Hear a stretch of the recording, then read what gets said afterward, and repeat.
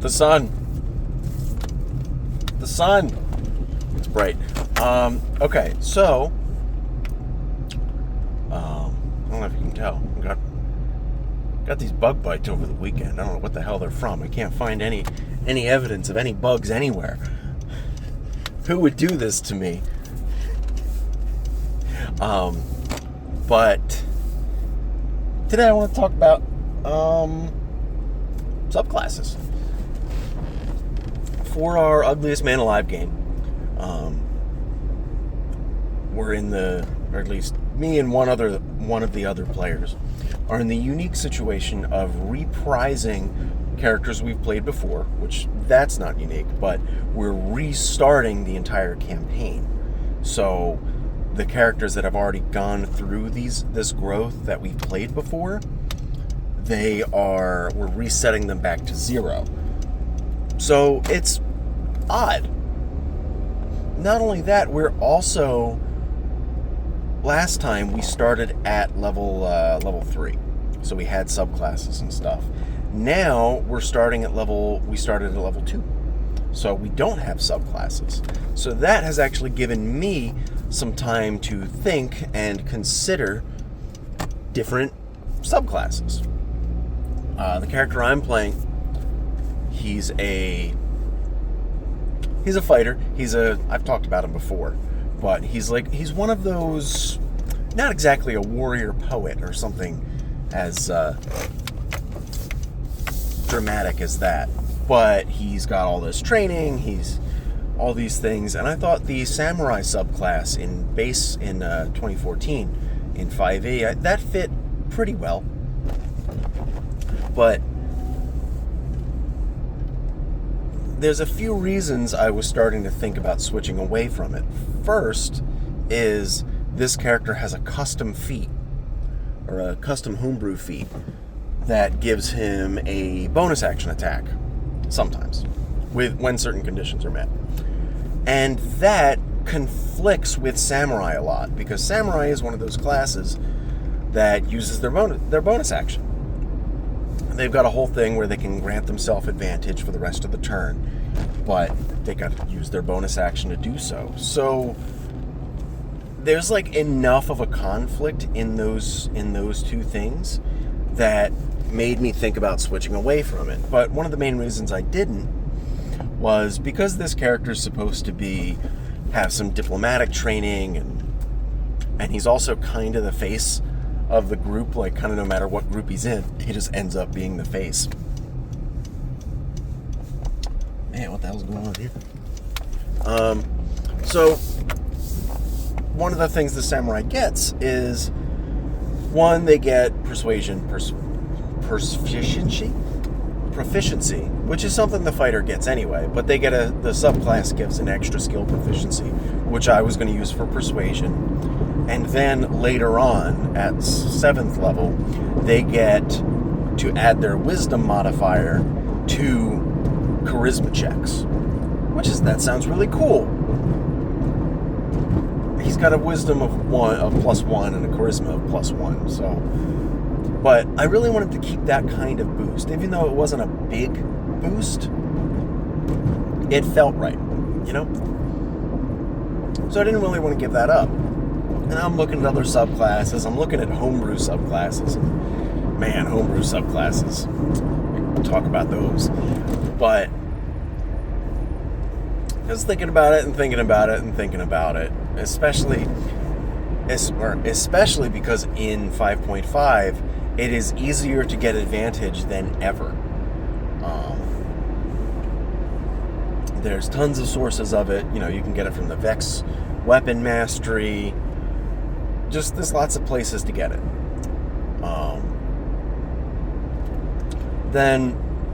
So that kind of devalued the main gimmick of the samurai class. The samurai has the two higher level features at 15 and 18 are super fucking cool. But this campaign's probably not going to go that high.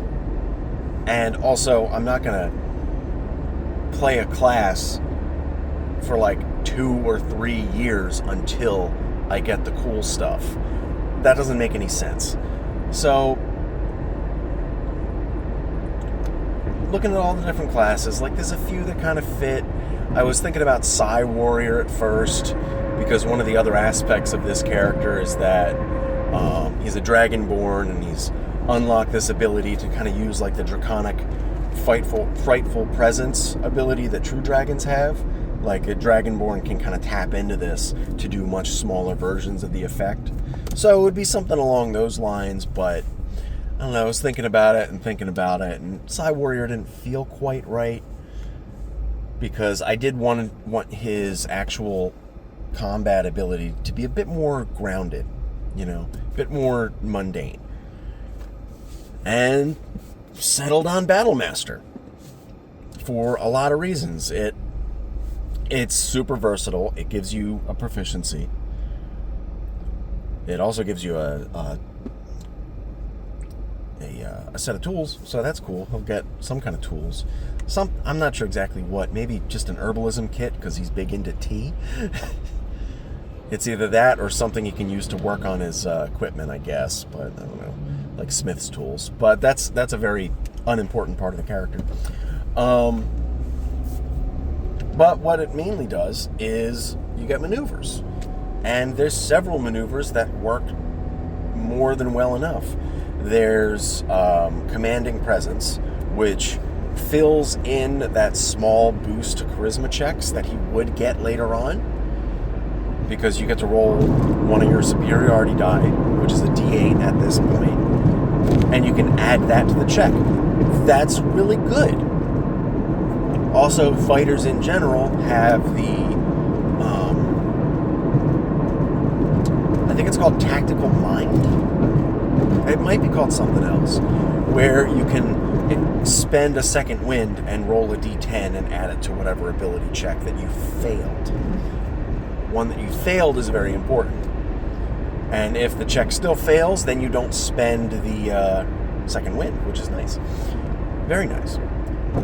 So he's got a lot of that kind of capability to talk a good game. That kind of really helps that intention of the character. But then you also get a bunch of other stuff. You get all these different maneuvers, and there's so many things to choose from. There's so many cool options, but you only get 3 at the start. But the main 2 other ones I was thinking, besides the Commanding Presence, add the die to checks. Well, that one specifically, charisma checks, minus deception, was Precision Strike and either Menacing, Distracting, or possibly Maneuvering Strike. Bait and Switch is also good, and then so is Riposte. And these all do different things. Precision Strike lets you add that die to a failed attack roll, which plays into this. For this game, we're using called shots, so that can play into things really nicely. Support for making a called shot, especially because he'll have other ways. He uses darts as like a backup weapon. So running up to an enemy, throw a dart, ooh, it hit, I get advantage on my next attack, run up to them, smack them with my weapon, but it's a called shot. I'm trying to shoot for their neck to, I guess, stun them or something. I'm shooting for their neck or their arm to cut off their arm or whatever. Do something really nasty to them. So there's a big penalty to hit. Well, I got advantage. Oh, and I can use Precision Strike to shore that up. All that interplays really nicely. Then there's several other maneuvers that can work to support the team. There's Menacing Strike, which you hit a guy and you can attempt to frighten them, which is cool. That can be more defensive support for everybody else. There's Distracting Strike, which gives advantage on what you hit a guy, and then you give advantage to somebody, to your next ally that attacks them. That's really cool. Can play into our rogue really nicely.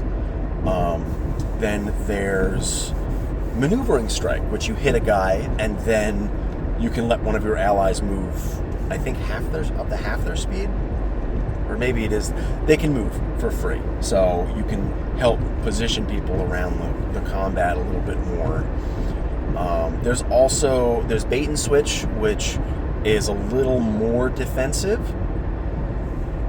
That one you can do, like, you run up to an ally, usually a squishy ally, switch places with them, and then like get them out of opportunity attack range, and then they can move away on their turn.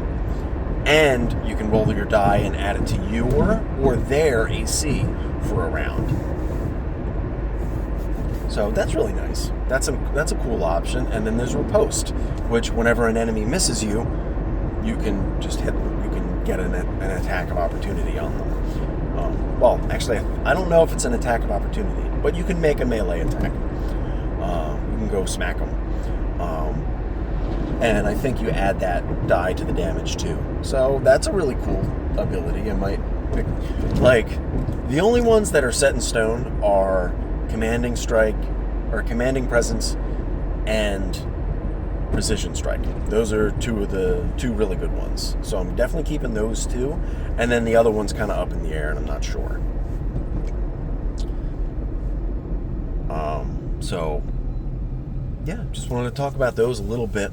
One, Battle Master is just really cool. I've always kind of wanted to play it, but I've never had like any character I came up with that was a fighter. Was always like, oh, this subclass feels like more a better fit, even though Battle Master is like kind of the best fighter subclass.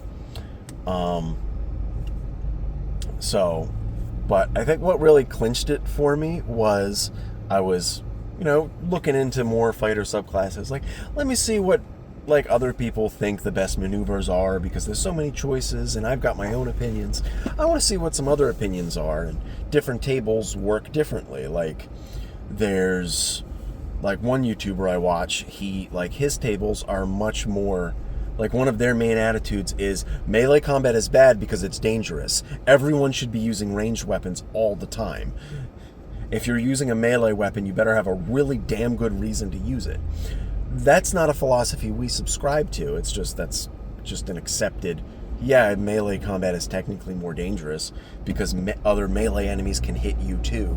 But that's part of the fun, So that doesn't really factor into our builds or optimization unless it's for a particular character that holds that belief. Then it's different.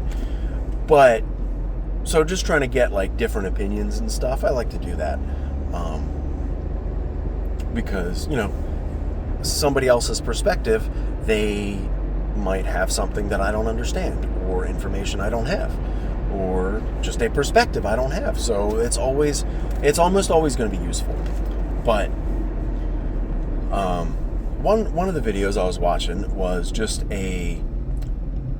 kind of a summary and synopsis or tier list of the different fighter subclasses. All the 5e ones that have been 5.5e ones that have been redone and updated, and including all the unupdated ones from 5e that you can still technically use, like Samurai, like Rune Knight, all those. And he rated Samurai as the worst one, which was very funny to me. But it's specifically a rating for 5.5, which this is where it came up like, oh, yeah, there's tons of ways to get advantage. So Fighting Spirit kind of doesn't do a whole lot for you. Like, yeah, you can get advantage on all your attacks for the rest of the round, but there's ways to get advantage, and picking a whole subclass for this is kind of eh. So, and it was still like thematically cool, but Battle Master hits the same fantasy. Battle Masters are students of war. They have a feature called that, but that's one of their main things. They've studied and trained really specifically to be some kind of warrior. That's how they work, So that kind of fits for Raskus really well, I think.